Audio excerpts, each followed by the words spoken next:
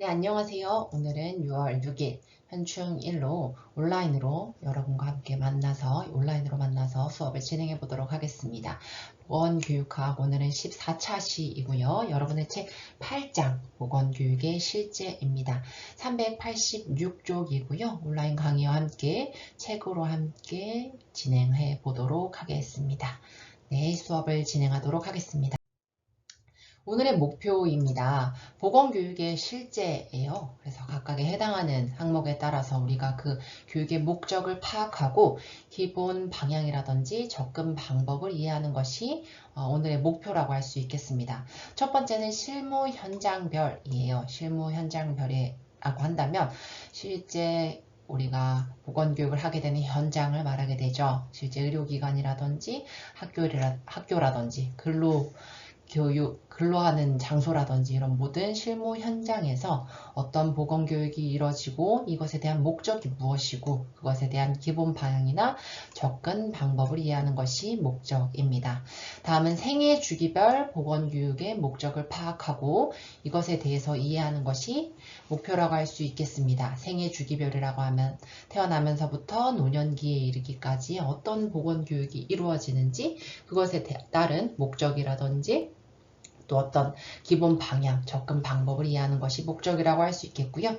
다음은 문제 중심별 어떠한 문제가 있는지에 따라서 그 해당하는 문제에 따른 교육 목적과 그것에 대한 이해를 오늘의 목표로 하여서 수업을 진행하도록 하겠습니다. 네, 첫 번째는 실무 중심 보건교육을 위한 고려사항입니다. 우리가 보건교육론을 처음 시작하면서부터 계속해서 다뤘던 어떤 건강에 대한 내용인데요. 해당 내용에서 첫 번째, 건강권이라고 한다면 인권의 한 형태가 되겠죠. 어떤 right가 되니까요. 그래서 이런 건강권이라고 하면 인권의 형태로서 건강 가치를 추구하게 되고 또 그것에 대해서 건강 유지가 보장될 수 있도록 하는 것이 건강권입니다. 그렇다면 우리가 건강 형평성, 이 형평성이 또 중요한 개념이었어요. 따라서 이런 건강 형평성은 건강권 보장을 위해서 필수적인 부분이라고 할 수 있겠습니다. 자, 건강 증진은 뭐였죠? 건강 증진이란 것은 건강을 보호하거나 질병을 예방하는 것보다 훨씬 더 적극적이고 능동적이면서 어떤 긍정적인 개념이라고 하여서 우리가 학습을 하였습니다. 이런 내용에 대해서 살펴보았었죠. 건강결정 요인이라고 한다면 우리가 데글렌과 화이트헤드가 제시한 생물학적, 환경적, 생활 양식, 또 보건의료체계를 전반적으로 포함하여서 근로 조건이라든지 환경을 포함하여 건강결정 요인을 제시하는 부분에 해당하는 내용으로 우리가 살펴보았습니다. 따라서 인간은 교육을 받게 되면 그것이 보건교육을 포함하여서 교육을 받게 되면 변화하게 됩니다. 따라서 인간에게 영향을 주는 상호작용을 이해하고 이러한 이해를 바탕으로 보건교육을 제시할 필요가 있습니다. 그래서 이런 해당 내용에 따라서 실무 중심 보건교육을 실시할 때 어떤 형식에 따라서 어떠한 것에 초점을 맞추어서 고려하여서 실행해야 될지 우리가 잘 확인하고 또 학습할 필요가 있겠습니다. 자, 그러면 처음에 해당하는 생애 주기별 따른 보건교육에 대해서 살펴보도록 하겠습니다. 생애 주기별은 영유아기, 아동, 청소년기, 성인, 노년기 등으로 구분될 수 있습니다. 처음 해당하는 내용으로서 영유아기 또는 아동기에 대한 것은요. 이 아동보건교육이라고 하면 아동의 대상이 되겠죠. 이 아동이 신체적, 정신적, 사회적으로 건강하게 성장 발달할 수 있도록 건강에 관한 지식이나 태도, 기술을 체계적으로, 구체적으로, 계획적으로 교육하여서 건강한 생활 습관을 형성하고 또 질병을 예방하고 평생 건강의 기초를 다지는 것을 목표로 하는 것이 아동보건교육의 목표라고 할 수 있습니다. 특별히 아동 보건 교육은 다양한 효과를 만들 수 있기 때문에 아동의 성장 발달을 촉진하기 위해서 해당 아동과 해당 아동의 부모님 또 해당 아동에 관련된 어떤 시설의 돌봄 제공자를 대상으로 하여서 필요한 정보와 의료 서비스를 제공하는 모든 과정을 포함할 필요가 있겠습니다.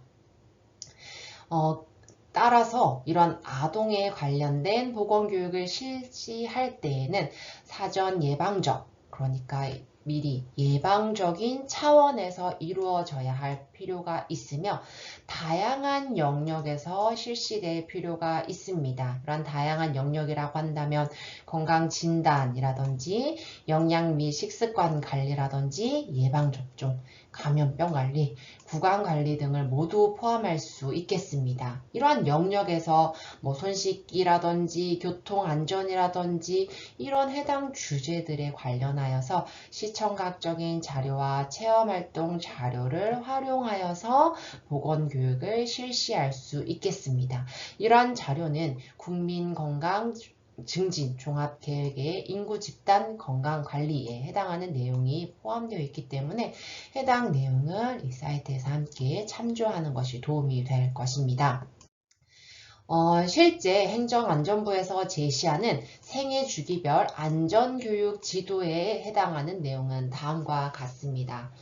대국민 안전교육에서는 영유아기에서부터 노년기에 이르기까지 시기별로 어떠한 안전교육이 필요한지를 한눈에 볼 수 있게 맞춤형으로 가이드라인을 제시하고 있습니다. 그림에서처럼 생애 주기는 말씀드렸던 대로 5개의 주기로 분류되며 크게 안전교육의 범주는 일상생활 안전, 그리고 교통안전, 재난안전, 또 범죄안전, 보건안전과 같은 5개로 대분류됩니다. 지난 시간에 우리가 보건안전과 관련하여서 대략적인 그림을 보여드렸었는데요. 이러한 5개의 큰 분류에 해당하는 내용에는 40가지의 세부 영역이 있습니다. 그래서 이러한 영역에 따라서 어떠한 교육 내용을 실시해야 될지를 우리가 알 수 있는데요. 영유아기 같은 경우에는 특별히 안전교육에 대한 의존기입니다. 스스로 수행할 수는 없죠. 그렇기 때문에 보호자에게 절대적으로 의존이 필요한 시기입니다. 특별히 영유아기는 적응 능력이라든지 어떤 새로운 상황에 대한 적응 능력이라든지 판단 능력이 미숙한 시기이기 때문에 보호자를 대상으로 한 안전교육이 필수적이라고 할 수 있겠습니다. 그래서 해당하는 내용에 보시면 어떤 실천과 관련한 내용보다는 그것을 인지할 수 있도록 하는 것들이 되어 있고 이것과 관련하여서 보호자에게 어떻게 교육을 할 수 있는지 그것과 관련하여서 놀이활동이라든지 놀잇감의 안전한 사용이라든지 이런 것들을 함께 교육할 수 있도록 하는 것이 영유아기의 안전교육 지도라고 할 수 있겠습니다. 따라서 이런 생애 주기별 보건교육에 있어서 이 아동에 해당하는 영역에서는요, 교육부에서 고시하는 표준 보육 과정이 있습니다. 이 교육부가 고시하는 보육 과정에는 크게 신체운동 건강 영역과 의사소통 영역, 사회관계 영역, 예술경험 영역, 자연탐구 영역이 있습니다. 0세에서부터 교육을 받는 모든 활동들이 포함이 되는데요. 3세에서 5세를 대상으로 하여서 이런 교육부에서 제시하는 영역은 다음과 같으며 해당 목표를 가지고 있습니다. 실내에서 신체 활동을 즐기고 건강하고 안전한 일상생활을 경험하는 것을 목표로 하고 있으며 해당하는 목표에 있어서 세부 내용은 다음과 같습니다. 그래서 신체 활동에 즐겁게 참여하는 것, 건강한 생활 습관을 기르는 것, 안전한 생활 습관을 기르는 것이 해당하는 세부 내용이고 이 해당 세부 내용은 신체 운동 건강 영역에 해당하는 세부 내역이라고 할 수 있겠습니다. 그래서 이런 범주에 따라서 해당 내용들이 자세하게 기술이 되어 있죠.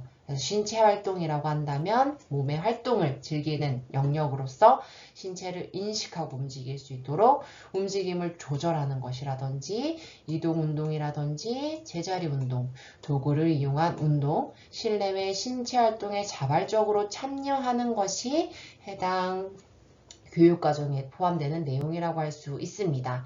3, 4, 5세의 아동에 대한 내용이기 때문에 해당 내용이지만 각각의 영역, 그러니까 나이에 따라서 조금의 차이가 있을 수 있겠죠. 그래서 이런 보육 과정에 따라서 신체 운동이나 건강과 관련한 목표에서는 다음과 같은 내용을 토대로 하여서 보건교육을 실시하고 있겠습니다. 네, 다음은 청소년기 생애주기별 주기별 보건교육에서는 청소년기는 어떤 것을 기본 방향으로 하여서 어떤 목표를 가지고 있는지 살펴보도록 하겠습니다. 청소년을 대상으로 하는 교육이 되겠죠. 그래서 이런 청소년 보건교육이라고 한다면 청소년의 시기에서는 신체적 또는 정신적 또는 사회적으로 급변하게 됩니다. 그래서 이런 청소년기에는 중고등학생을 대상으로 하는 교육이 되겠고 이 건강에 관한 지식이라든지 태도, 실천적 행동을 습득하게 하여 건강한 생활 습관을 형성하고 또 평생 건강의 기틀을 다질 수 있도록 하는 교육을 목적으로 실시하게 됩니다. 그래서 해당 영역에서 보건교육을 실시할 때에는 청소년기의 특성이 어떤지 이 특성에 대한 이해가 우선적으로 시행돼야 할 것이고요. 그리고 성인에 이르기까지 건강하게 성장하고 발달할 수 있도록 지원하고 촉진할 수 있도록 다양한 목표라든지 특성에 맞는 목표와 계획을 수립할 필요가 있겠습니다. 이런 청소년기에 달성해야 할 발달 과업을 성공적으로 성취하게 하여서 건강한 성인이 되는데 초점을 두고 다양한 전략과 접근 방법의 활용이 필요합니다. 여기서 발달 단계별 맞춤형 교육이라고 한다면 중학생의 특성이라든지 고등학생의 특성이 다를 수 있기 때문에 각 대상에 그러니까 해당하는 대상의 연령과 발달 특성에 맞는 내용 방법과 또 방법을 달리할 필요가 있겠습니다. 따라서 이런 청소년 보건 교육을 실제로 운영할 때에는 학교를 실제 다니고 있는 학생들이 대상인 경우가 많기 때문에 학교의 교육 과정 내에 편성할 필요가 있습니다. 그래서 이런 보건교육들은 학교의 보건법에 따라서 정규 교과라든지 비교과 활동으로 편성될 수가 있으며 학교가 아니라고 한다면 가정이나 지역사회와 연계하여서 활용될 수도 있습니다. 그래서 이러한 연계되거나 학교에서 실제 적용한다고 한다면 다양한 교수 방법, 다양한 학습 방법을 활용하여서 실제 청소년 교육에 활용할 수가 있습니다. 예를 든다고 한다면 특별히 이 시기에는 건강한 성인으로 발달될 수 있도록 돕는 것이기 때문에 금연이라든지 절주와 같은 예방교육 자료를 제시한다던가 성교육과 관련한 영상, 보건교육 자료라든지 응급처치와 관련하여서 해당 교육을 한다든지 이런 것들이 포함될 수 있습니다. 그리고 실제 요즘에는 디지털과 관련하여서 중독되는 학생들도 많기 때문에 스마트폰에 과의존되는 것을 예방할 수 있는 것과 관련한 다양한 교육 자료를 마련하여서 보건교육을 실시할 수 있겠죠. 특별히 청소년기가 상당히 중요한 것은 보건교육이 중요한 것은 건강한 습관이 확립되는 결정적인 시기이기 때문에 보건교육의 효과가 크고 그렇기 때문에 이 시기에 올바른 교육을 하는 것이 필수적이라고 할 수 있겠습니다. 따라서 이러한 청소년기에는 다음과 같은 것에 따라서 이런 보건교육, 안전교육 지도를 할 수 있게 되겠는데요. 특별히 이런 청소년기는 안전교육과 관련한 성숙기라고 할 수 있겠습니다. 그러니까 이런 아동기에서 성인기로 이행되는 시기이고 또 생물학적으로 실제 성숙되는 시기이죠. 그래서 집단이든 개인이든 이런 집단 개인 정체성이 발달하는 시기이며 또 사건의 시작이라든지 그 시작된 사건의 결과의 연관성을 생각하고 또 과학적으로 사고하고 논리적으로 사고하는 역량이 증가될 수 있는 시기가 바로 이 청소년기이기 때문에 안전 개념이 조금 더 성숙될 수 있습니다. 그래서 영유아기와 아동기가 부모에 의해서 좀 의존하고 부모에 의해서 교육을 받을 수 있다면 청소년기에는 직접적인 교육이 이루어질 수 있으며 이 대상에서는 실천과 관련된 교육을 실제 수행할 수 있는 시기라고 할 수 있겠습니다.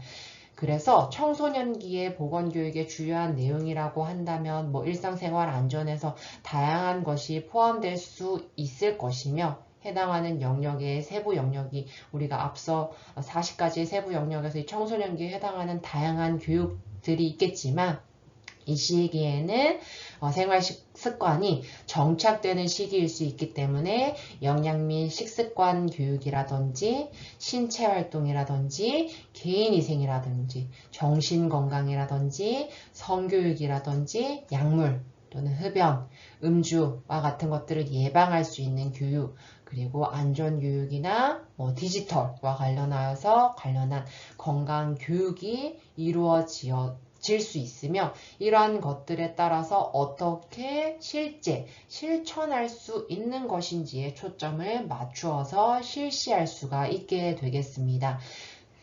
그래서 이런 청소년기에는 특별히 효율적으로 접근할 수 있는 교육 방법은 학교 보건 교육입니다.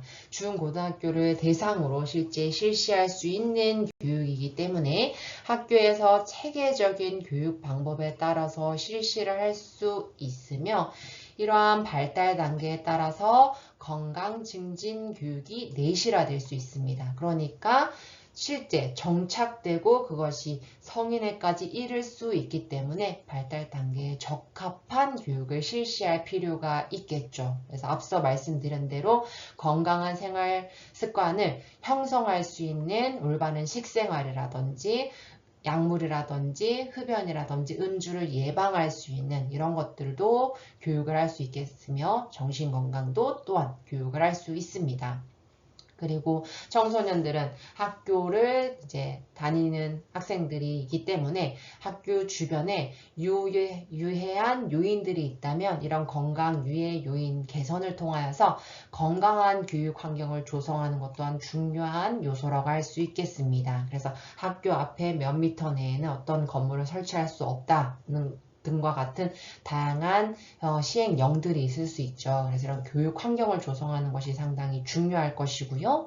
그리고 실제 대상자, 그러니까 청소년기에 어떤 건강과 관련한 교육을 받지 못하는 건강 진단이나 건강 서비스를 받지 못하는 어떤 사각지대에 있는 대상자들을 모두 안전교육을 받을 수 있도록 보건교육을 받을 수 있는 환경을 조성할 필요가 있으며 그리고 이러한 것들을 위하여서 건강생활을 실천할 수 있는 것들을 교육할 필요가 있습니다. 이런 건강생활 실천 교육이라든지 정신건강관리라든지 비감염성 질환 예방이라든지 감염 및 기후변화성 질환 예방 보건 교육과 같은 것들을 실제 실시할 수 있습니다. 그래서 이런 청소년기에는 연령대별에 따라서 어떤 연령대별 특성에 따라서 주요한 건강 문제 예방을 위한 맞춤형 교육이 필수적이라고 할 수 있고 또 이것이 학교에서만 이루어지는 것이 아니라 가정과 지역사회와 연계되어서 실제적인 홍보도 진행할 수 있게 되겠습니다. 그래서 이러한 다양한 절차에 따라서 대상자들을 보다 안전한 환경 내에서 보다 안전한 교육이 이루어짐으로써 본인의 건강 증진 교육이 내실화될 수 있도록 교육하는 것이 필요할 수 있겠습니다. 그래서 이러한 교육을 통하여서 아동과 청소년, 아동을 지나서 청소년기에는 성인으로 가는 다리 역할을 하는 단계이기 때문에 중요한 시기로서 효율적인 방법을 통하여서 구체적인 교육을 실시하는 것이 가장 중요한 부분이라고 할 수 있겠습니다. 이외에도 미래에 발생 가능한 다양한 문제들에 대해서 생각해보고 그것과 관련해서 필요한 교육을 실제 실행하는 것이 필요하다고 할 수 있겠죠. 실제 이러한 생애주비결 보건교육 그리고 이제 건강증진 프로그램 등에서는 이런 청소년기에 맞는 다양한 보건교육을 실시하고 있습니다. 2018년을 기준으로 하여서 흡연율이라든지 음주율 이런 것들에 대한 퍼센트가 실제 제시되었고 2030 국민건강증진계획에 따라서 청소년기에 해당하는 목표를 세웠습니다.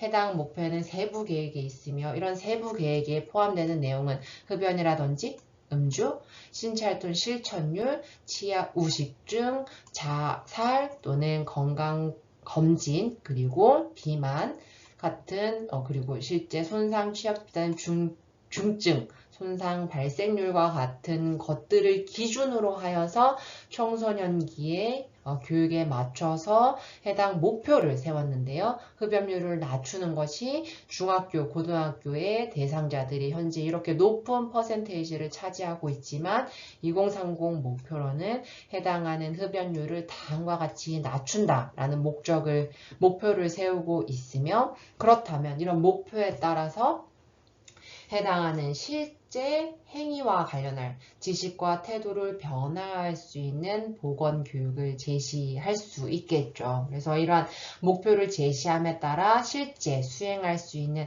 다양한 전략들도 국가에서는 많이 제시하고 있기 때문에 여러분이 해당하는 내용을 조금 더 자세히 보고 싶다면 국민건강증진종합계획 2030, HP 2030을 참조하시면 보다 자세하게 어떻게 하면 이러한 전략에 따라서 이러한 목표에 따라서 청소년들에게 보건교육을 할 수 있는지에 대해서 조금 더 자세하게 볼 수 있으리라 생각이 됩니다. 다음은 성인기입니다. 이제 청소년기에서 성인기로 넘어갔어요. 성인기에 해당하는 보건교육을 하나씩 살펴보도록 하겠습니다. 성인기에는 개인이나 또 집단이 건강에 유익한 행위를 자발적으로 실천할 수 있도록 돕는 교육이라고 할 수 있겠습니다. 이전에 어떻게 실천할 수 있을지 그리고 부모를 통하여서 의존적으로 교육을 배우게 된다면 이제부터는 실제 자발적으로 스스로 능동적으로 주체적으로 유익한 건강 행위를 할 수 있도록 돕는 교육을 위해서 성인보건교육을 실시합니다. 그래서 이 국민건강증진법과 WHO에서 이 성인보건교육의 정의는 지역에 살고 있는 주민들이 스스로 건강을 유지하고 건강을 증진할 수 있도록 행동과 노력을 유도하는 데 있는 것이 이 성인보건교육의 정의라고 할 수 있습니다. 따라서 이 성인기에서는 질병을 예방하는 것, 그러니까 질병으로부터 안전할 뿐만 아니라 질병으로부터 자유롭고 질병에서부터 안전하기 위해서 건강 증진 방법이라든지 전략을 습득하고 실제 활용될 수 있는 교육안을 도모하는 것이 이 성인보건교육의 목표라고 할 수 있겠습니다. 그래서 성인보건교육에는 금연, 절주, 영양 및 식생활, 만성질환 예방, 구강건강, 신체활동, 공중위생 등 건강생활의 실천 전반에 관련된 내용을 포함하여서 예방적인 관점에서 설정될 수 있습니다.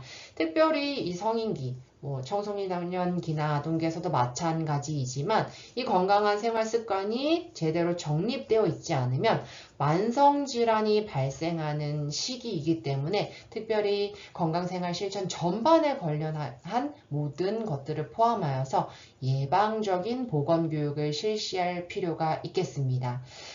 그래서 국가에서는 만성질환 예방을 위한 건강관리, 건강광자를 실시하고 있다거나 질병에 걸렸다면 자조집단을 운영한다거나 직장 내에서 건강 증진을 위한 어떤 교육을 계속 실시한다거나 건강 상담 프로그램도 마련할 수 있고 지역사회 내에서 캠페인을 통하여서 어떤 홍보물을 배포한다거나 다양한 체험을 할 수 있는 전략들을 포함한 교육을 실시하고 있습니다. 따라서 성인보건교육의 구체적인 목표는 스스로 자발적으로 건강을 실천할 수 있는, 건강행위를 실천할 수 있는 교육이 필요하다고 하겠습니다. 자, 그러면 이 생애주기별 안전교육지도에서 성인기는 안전교육의 독립 또는 확대기라고 할 수 있습니다. 그러니까 명확하게 자신의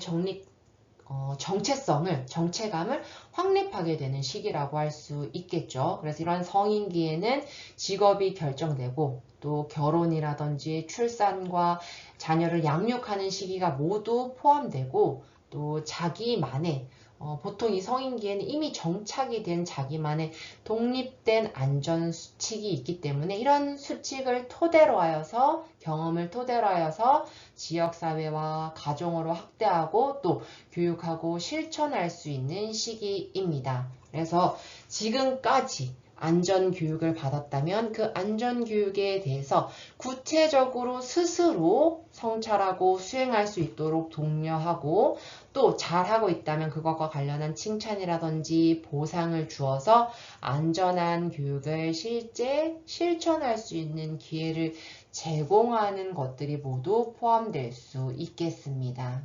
그래서 여기에는 대처 요령뿐만 아니라 실제 이것에 대해서 익숙하게 잘 알고 있다면 그것에 대해서 더 적극적으로 실천할 수 있도록 독려하는 활동들이 모두 포함될 수 있으며 이 성인기에서는 1차 예방의 관점에서 보건교육을 실시할 수 있겠습니다.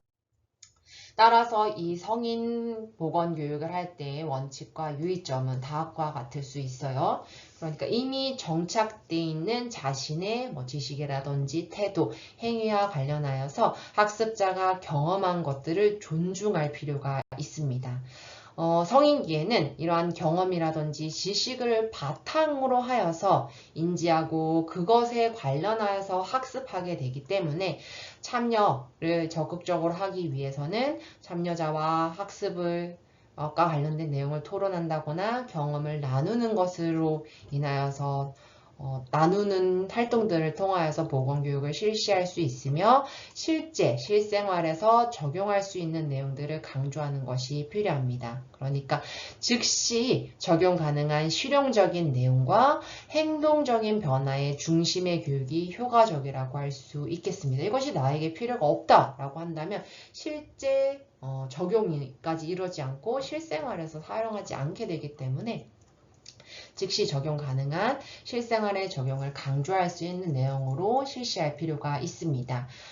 그리고 환경과 자원을 고려하는 것이 필요한데요. 직장이나 지역사회 등 실제 생활 환경과 이용 가능한 자원을 반영할 필요가 있습니다. 대상자가 속해 있는 환경에 따라서 실행하는 것들이 달라질 수 있기 때문에 실제 환경, 이용 가능한 자원을 반영할 필요가 있겠으며 일회성 교육보다는 반드시 지속적이고 반복적인 교육을 통하여서 이러한 단계적인 접근을 통해서 행동 변화에 더욱 효과적일 수 있는 절차에 따라서 이러한 성인보건 교육을 실시할 수 있겠습니다. 그래서 이러한 성인보건 교육에서는 예방적으로 질병이 발생하지 않도록 금연이나 절주 등과 같은 교육도 할 수 있겠으며 만성질환 예방을 위해서 건강 강좌라든지 자기관리 워크북이라든지 이런 것들을 제시할 수 있게 되겠는데요. 실제 성인들은 다양한 만성질환에 걸릴 가능성이 많습니다. 고혈압이라든지 당뇨병이라든지 이런 다양한 만성질환에 걸릴 위험성이 상당히 높으며 실제 이런 질환으로 인해서 고통받는 대상자가 많기 때문에 해당 성인을 대상으로 한 다양한 건강 교육들이 국가, 보건소, 지역사회에서 다양하게 교육을 실시하고 있습니다. 그래서 이 질병관리본부에서는 만성질환과 관련한 다양한 교육들을 제시하고 있는데요. 특별히 그 중에서 고혈압 대상자라든지 그리고 고혈압이 발생할 수 있는 대상자, 성인을 대상으로 다음과 같은 다양한 교육 자료를 제시하여서 실행하고 있습니다. 그래서 이런 학습 목표에는 고혈압의 위험 요인이라든지 고혈압이 생긴다면 이 합병증이 얼마나 위험한지, 그리고 고혈압 환자가 혈압을 조절하기 위한 목표 수치가 무엇인지, 그리고 고혈압 관리를 위한 방법을 말할 수 있는 것과 같은 학습 목표로 제시하면서 고혈압에 관련된 내용들을 교육을 하고 있습니다. 그러면은 이 해당 내용에는 위험 요인이라든지 그리고 고혈압의 증상이라든지 이 합병증이라든지 그리고 이 고혈압 관리를 위한 방법이 어떤 것들이 있는지와 같은 다양한 교육을 실시하고 있으며 말씀드렸듯 만성질환은 성인기에 생길 수 있는 질환이기 때문에 이러한 교육을 실시함으로써 대상자가 해당 질환에 대한 문제점을 정확하게 파악하고 그것을 관리하기 위해서 스스로 실천할 수 있는 방법의 다양한 교육을 실시할 수 있습니다. 해당 교육을 실시할 때는 도입부에는 어떤 내용을 넣을지, 정계부에는 어떤 내용을 포함할지, 그리고 정리 및 평가에 따라서는 어떤 보건교육을 실시할지 체계적이고 구체적으로 제시하므로 해당되는 성인들이 이해하고 실천할 수 있는 보건교육을 제시할 수 있겠습니다. 그래서 이러한 성인을 대상으로 해서는 실제적인 실생활에 적응할 수 있는, 예방할 수 있는 또는 관리할 수 있는 해당 내용을 토대로 하여서 보건교육을 실시할 수 있겠습니다. 다음은 노년기, 노인에 해당하는 보건교육입니다. 고령사회가 진입되고 있죠. 저희 나라도 실제 고령화사회가 진입되었고 만성질환은 계속해서 증가 추세했고 가족구조가 많이 변하고 있죠. 과거에는 대가족이지만 실제 지금 할머니, 할아버지와 같이 거주한다거나 하시는 분들이 많지가 않죠. 그래서 가족구조의 변화라든지 그리고 출산율은 점점 낮아지고 있는데 노인의 인구는 증가하고 있는데 이러한 노인들이 다양한 건강 문제가 있기 때문에 이러한 노인의 건강 문제를 스스로 관리할 필요성이 커지고 또 이러한 것에 따라서 노인 보건교육의 중요성이 강조되고 있습니다. 그래서 이 노인과 관련한 노인 보건교육은 노인이 건강한 노후를 보내고 자기가 스스로 자가 관리 능력을 할 수 있는 기능을 향상시켜서 삶의 질을 높일 수 있도록 건강에 관한 지식, 기술, 태도를 체계적으로 교육하는 활동을 포함하는 것이 노인 보건 교육에 해당하는 교육 목표라고 할 수 있습니다. 따라서 이 평생 국민 건강 관리와 생애 주기별 예방 중심의 관점을 포함할 필요가 있고 결과론적으로 삶의 질을 보장하며 그리고 국가와 사회의 부담을 줄이기 위한 노력이 필요하겠죠. 노년기에 계속해서 질환으로 인해서 건강이 쇠퇴한다거나 자기가 스스로 관리하지 못한다면 노년기에 투자되는 다양한 자원들이 있기 때문에 미리 예방하고 관리할 수 있게 하면 사회적인 부담도 줄일 수 있기 때문에 이런 노인 보건교육이 상당히 필수적인 부분이라고 할 수 있습니다. 따라서 노인 보건교육은 질병 예방, 조기 발견, 조기 치료, 재활과 사회복귀에 1차, 2차, 3차 예방에 초점을 두어서 보건교육을 실시할 수 있으며 이런 모든 것에 초점을 두기 때문에 통합적인 접근 차원에서 보건교육이 이루어져야 하겠습니다. 따라서 이 노년기에서는 안전교육 유직이라고 할 수 있습니다. 그러니까 해당 시기에는 자신을 포함해서 친구나 가족 간의 긍정적인 관계를 유지하는 시기라고 할 수 있겠어요. 특별히 노년기에는 관계의 결핍으로 인해서 건강이 유지되지 못하는 경우도 있기 때문에 반드시 긍정적인 관계를 유지하는 시기로 교육될 필요가 있습니다. 이 노년기에서는 인지 능력도 변화하고요. 또 만성질환 등으로 인해서 일상생활에서도 제한을 받고 또 점차적으로 이러한 자신을 보호할 수 있는 능력이 감소하게 되기 때문에 안전에 대해서는 상당히 취약해지는 시기라고 할 수 있어요. 그렇기 때문에 새로운 것에 대해서 교육을 하는 것보다, 그러니까 안전에 대해서 새로운 것을 준비하도록 하는 것보다는 기존의 안전과 관련한 지식을 좀 더 잘 실천할 수 있도록, 안전과 관련한 지식을 유지할 수 있도록 반복적으로 학습하고 그것을 그대로 유지할 수 있도록 하는 것이 중요합니다. 그렇기 때문에 이 생애 주기별에 따라서 영유아기, 아동기, 청소년기에 정착되기 이전에 습관을 형성할 수 있도록, 내실화할 수 있도록 하는 것, 교육이 상당히 중요하고 실질적으로 실천할 수 있도록, 그것을 유지할 수 있도록 하는 교육이 잘 보장이 된 교육이 필요한 시기라고 할 수 있겠습니다. 그래서 이런 노년기에서는 신체 기능 장애율을 감소시키거나 지역 간의 격차를 줄이는 것, 사회 참여율을 높이는 것, 자살 사망률을 감소시키는 것, 그리고 입원율을 낮추는 것, 골절로 인한 입원율을 낮추는 것, 치매 노인의 병원 입원을 낮추는 것, 주관적 건강 수준을 향상시키는 것이 국민건강증진종합계획 2030의 세부적인 지표이고 이것에 대한 목표를 다음과 같이 두고 있습니다. 만성질환이라든지 신체 능력이 감소되어 있기 때문에 실제 다양한 자신을 관리할 수 있는 수준이 많이 감소되어 있죠. 그래서 이런 장애율이 2018년 기준은 다음과 같지만 2030의 목표는 다음과 같이 감소시키는 것을 목적으로 하고 있으며 각각의 지표에 따라서 대상자에게 적절한 교육을 실시함으로써 국민의 그리고 정부의, 국가의 어떤 부담을 줄일 수 있도록 하는 것이 노인보건교육의 목표가 된다고 할 수 있겠습니다. 다음은 여성보건교육입니다.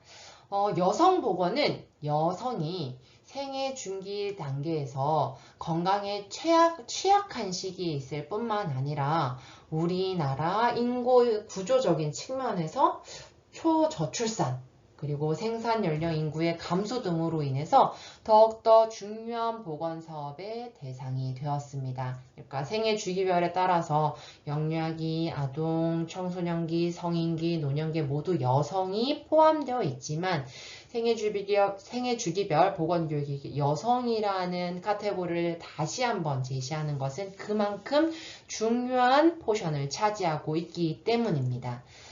따라서 이런 여성 보건 교육은 여성의 생애 주기별 특성, 여기서 생애 주기별 특성이라고 한다면 사춘기, 가임기, 임신 및 출산기, 폐경기, 노년기에 따르는 생애 주기별 특성이라고 할 수 있겠죠. 그래서 이런 생애 주기별 특성에 따라서 각각의 주기별로 건강 위험 요인이 있습니다. 그래서 이러한 것들을 고려하여서 건강 증진, 질병 예방, 건강관리, 역량 강화를 목표로 하는 교육이 포함되어야 합니다. 그래서 해당 사춘기,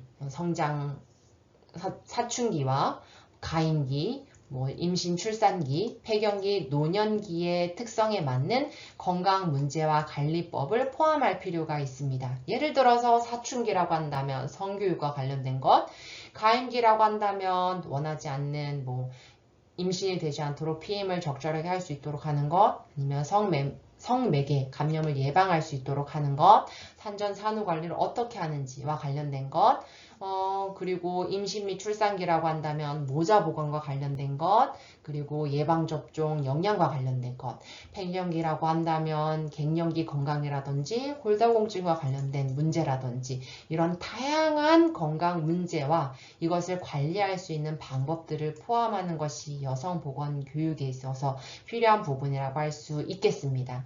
따라서 신체적인 것, 정신적인 것, 사회적인 건강을 모두 포함하여야 하며 평생 건강의 관점에서의 접근이 필요합니다. 그래서 여성보건교육은 예방 중심도 필요하며 평생건강관리 클리닉을 통하여서 생애 주기별로 필요한 교육이 실시되어야 하겠죠.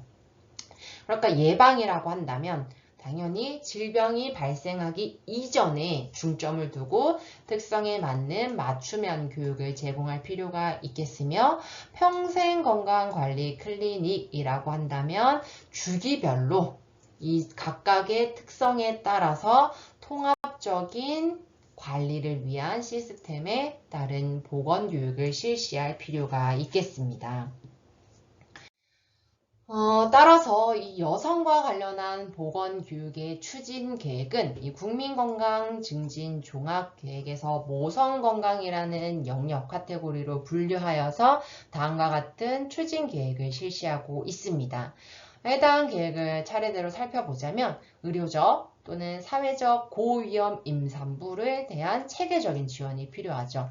실제 요즘은 임신을 하는 것이 고령화 사회로 넘어가면서 고위험 임산부도 있으며 난임으로 인해서 힘들어하는 다양한 임산부들이 있기 때문에 체계적인 지원이 필요할 필요가 있겠으며 남녀, 그러니까 여성 보건 교육이라고 해서 여자만이 아니라 남자, 여자가 모두 함께하는 주기별 성, 재생산, 건강 증진, 강화 프로그램이 필요하겠습니다. 또 건강 격차 해소를 위한 취약계층 여성 지원을 강화할 수 있는 계획을 세우고 있으며 이런 것과 관련하여서 세부 추진 계획은 다음과 같습니다. 그러니까 실제 고위험 임산부가 많은데 어떻게 체계적으로 지원할 것이냐 하면 고위험 임산부라고 한다면 이것에 관련한 불안이라든지 걱정이라든지 이런 게 있을 수 있겠죠. 그래서 국가적인 차원에서 지속적으로 방문을 통해서 건강 상담을 한다든지 심리사회적인 지원 제공, 사업 지역을 확대한다든지 그리고 여성의 심리 지원을 위한 오프라인 상담을 제공한다든지 하는 것 등이 이 고위험 임산부에 대한 체계적인 지원이라고 할 수 있겠습니다. 남녀가 함께하는 지원이라고 한다면 이제 예방접종을 여자뿐만이 아니라 남자에게도 검토하여서 접종을 독려한다든지 할 수 있고요. 신체 및 건강 항목을 포함한 양성평등 실태 조사를 실시하여서 모두가 함께 받을 수 있는 보건교육을 실시하는 것 또한 필요하다고 할 수 있겠습니다. 그리고 건강격차 해소를 위한 취약계층 여성 지원 강화라고 한다면 요즘에는 결혼 이민자들이 많이 있죠. 그래서 이 이민자들에 대한 다양한 서비스를 제공하는 것들이 필요할 수 있습니다. 그리고 성폭력이라든지 가정폭력 등의 피해자들이 있다면 이 피해자들을 위한 조속한 회복을 위해서 의료비 지원을 강화한다든지 그리고 대상자들이 실제 자신을 건강하게 돌볼 수 있는 교육을 내실화하기 위한 교육 등을 포함하는 것이 이 여성보건교육의 다양한 추진 계획이라고 할 수 있겠습니다. 그래서 여성에 대해서 계획을 살펴보시면 젠더 폭력 지표를 개발하고 실제 지금은 이루어지지 않는 곳이 많이 없습니다. 따라서 1개 이상 갖도록 하는 것이 목표이며 임산부도 사망하는 사례가 많습니다. 출생아 10만 명당 11명이 지금 사망 또는 질병을 일으키고 있기 때문에 임산부 관리를 할 수 있도록 이것과 관련한 보건교육을 실시하는 것, 고위험 요인을 예방하고 조기 발견 치료하는 것, 그리고 갱년기 여성의 역량을 강화하는 것, 건강을 증진하는 것, 안전한 피임에 대한 인식을 개선하고 피임 실천을 높이는 것, 이런 모든 것들이 여성 보건 교육에 해당하는 부분이라고 하겠습니다. 네, 다음은 실무 현장별 보건 교육입니다. 실무 현장별로는 앞서 교육 목표에서 말씀드렸듯이 지역사회라든지 학교라든지 근로 가는 공간이라든지 이런 모든 현장별에 대한 보건교육이 있는데요. 특별히 지역사회를 먼저 살펴보자면 지역사회라는 것은 지리적으로 또는 심리적으로, 사회적으로 모든 것을 함께 공유하게 되는 공동체라고 할 수 있겠습니다. 그래서 지리적으로 살펴본다면 다른 지역과 구별될 수 있는 일정한 지역에 모여 사는 것, 그러니까 의정부 의지대 캠퍼스라면 의정부라는 지역에 다른 지역과 구별될 수 있는 지역에 모여 사는 것이고, 심리적이라고 한다면 유대관계, 연대의식을 가지고 살아가는 것, 그러니까 공동의 운명체로 사회화하는 것을 말하게 되는 거고,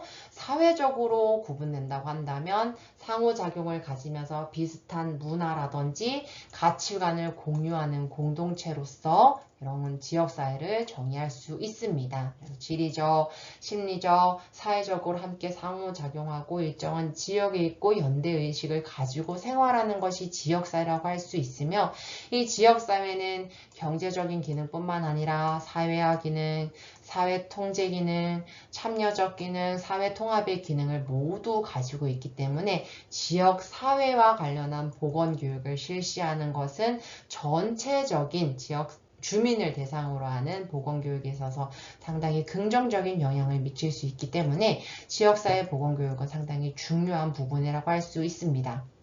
따라서 이런 지역사회 보건교육은 지역에 살고 있는 주민 전체의 건강을 건강 증진, 헬스 프로모션이 목표이고, 가족과 개인, 이 스스로 이 건강 문제에 대해서 인식하고 해결할 수 있도록 돕는 교육 활동이라고 할 수 있겠습니다. 그래서 지역사회를 대상으로 하는 보건교육은 지역사회 내에 있는 보건소나 보건지소, 또 보건진료소 등 지역사회 보건의료기관에서 주도적으로 시행되는 경우가 많습니다. 그래서 각각에 해당하는 지역사회의 의료기관에서 조직화되는 지역사회의 노력과 주민의 적극적인 참여가 필수적인 부분입니다. 아무리 해당 교육을 한다고 하더라도 해당하는 지역 주민이 참여하지 않는다면 그것은 행위로 이어지지 않기 때문에 적극적으로 참여하도록 하는 것이 필수적이라고 할 수 있겠습니다.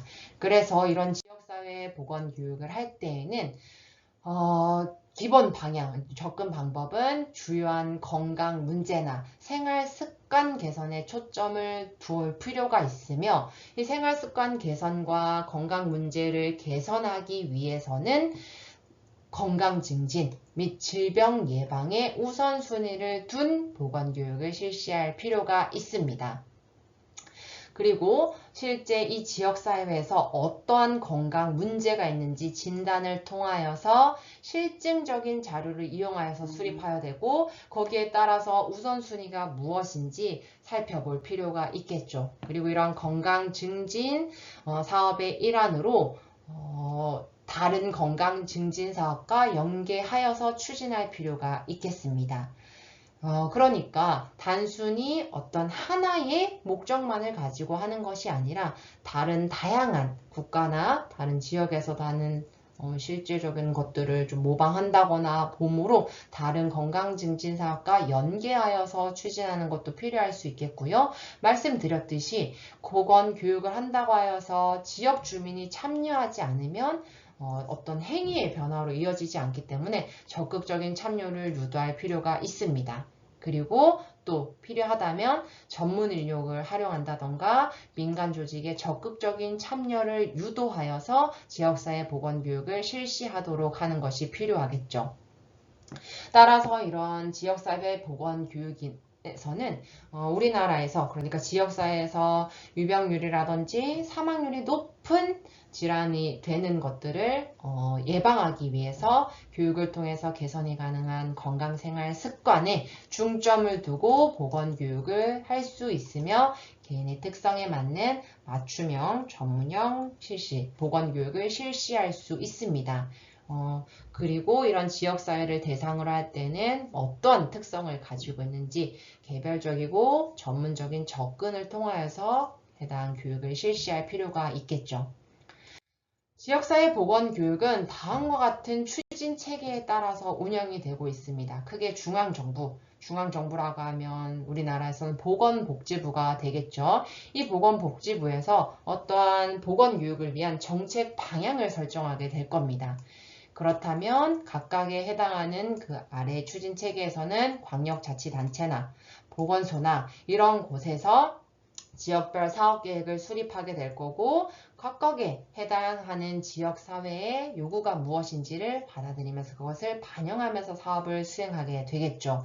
이 외에도 한국건강증진개발원이나 다양한 지원기관들 또는 주민지역사회기관에서는 다양한 기술적인 지원을 한다던가 교육 등이 필요할 수 있으며 적극적인 참여와 협력을 할 필요가 있겠습니다. 그래서 각각에 해당하는 부서에서는 다음과 같은 것들을 차례로 실시할 수 있으며 이런 추진 체계는 사업 수행 절차가 다음과 같이 이루어질 수 있습니다. 해당하는 중앙정부에서 국가 보조금에 대해서 사전 청보를 하고 정책의 방향에 대해서 사업을 안내를 하게 되면 해당하는 보건소나 지원단에서 이것들에 대해서 수립을 하고 종합적으로 검토를 하게 되고 실제 이 사업 계획을 제출하게 되면서 어떻게 계획을 진행할지 하나하나 관리를 하고 성과를 관리하는 전체적인 환류 시스템을 가져서 사업을 수행하게 됩니다. 그래서 이러한 절차에 따라서 지역사회 내에서는 보건교육을 실시할 수 있게 되는 것이죠. 따라서 지역사회의 보건교육은 다시 한번 말씀드리지만 지역사회 내에 지역사회 주민들이 가지고 있는 건강 문제라든지 생활 습관 개선에 초점을 둘 필요가 있습니다. 그러니까 주민들이 요구하는 현황 분석을 통하여서 우선순위가 높은 건강 문제를 설정하고 그것과 관련한 목표를 수립할 필요가 있겠죠. 그리고 그 목표에 따라서 사업 대상자라든지 그리고 사업의 영역이라든지 사업 등을 선택할 수 있습니다. 그리고 이렇게 대상자들을 선택하였다면 어떻게 서비스를 제공할 것인지, 제공 장소는 어떻게 할 것이며 접근 전략은 어떻게 할 것인지에 대해서 고려하면서 체계적으로 문제에 대해서 방향성을 정확하게 제시할 필요가 있겠습니다. 그래서 각각의 대상에 따라서 대상이 정해졌다면 특성에 맞는 맞춤형, 전문적인 접근을 통하여서 실시할 필요가 있으며 이러한 보건교육은 통합적이고 지속적인 교육이 일어날 수 있도록 가야겠습니다. 그리고 필요에 따라서 지역사회에서 활용할 수 있는 자원이 있다고 한다면 지역사회 자원을 활용하고 협력을 통하여서 협력 체계를 활용하여서 지역사회 보건교육을 실시할 수 있습니다. 그리고 이러한 교육이 일어났다면 평가와 피드백 또한 필요하기 때문에 어떤 것이 문제였는지 어떤 것들이 실제 잘 이루어졌는지 효과적인 방향으로 일어났는지 효율이 있었는지 등에 대해서 평가와 피드백에 대한 것도 실시할 필요가 있겠습니다. 네, 여기까지 하고 잠시 쉬었다가 다시 이어서 진행하겠습니다.